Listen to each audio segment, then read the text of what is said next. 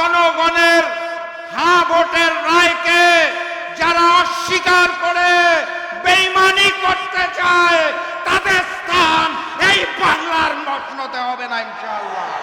একই সাথে একই দিনে দুইটা ভোট হয়েছিল। কয়টা? একটা সংসদ গঠনের জন্য, আরেকটা সংস্কার পরিষদ গঠনের জন্য।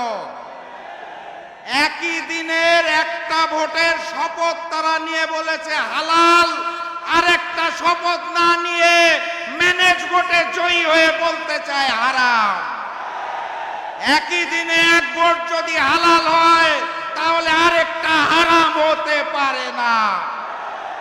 70% জনগণের হ্যাঁ ভোটের রায়কে যারা অস্বীকার করে বেঈমানি করতে চায় তাদের স্থান এই বাংলার মসনদে হবে না ইনশাআল্লাহ।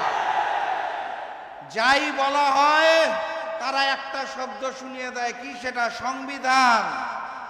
সংবিধান উচ্চারণ করতে গেলে শেষে আসে ধান। তারা ভেবেছে এটা বোধহয় ধানের শীষ, এই কারণে বারবার বলে সংবিধান। এটা ওই যে নির্বাচনের আগে নিকৃষ্ট স্লোগান দিত, কি জানি, লাগারে লাগা ধান লাগা, ওই ধান নয়। এটা ৭২-এর মুজিববাদী সংবিধান, যা পরবর্তীতে শেখ হাসিনার সংবিধানে রূপান্তর হয়েছে। সেই সংবিধানকে তারেক বাদের সংবিধান আমরা হতে দেব না।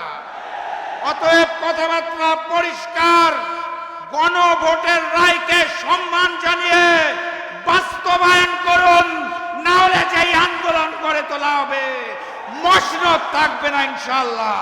বিজয়ের পথে যাত্রা শুরু, জীবন অথবা মৃত্যু। আসসালামু আলাইকুম।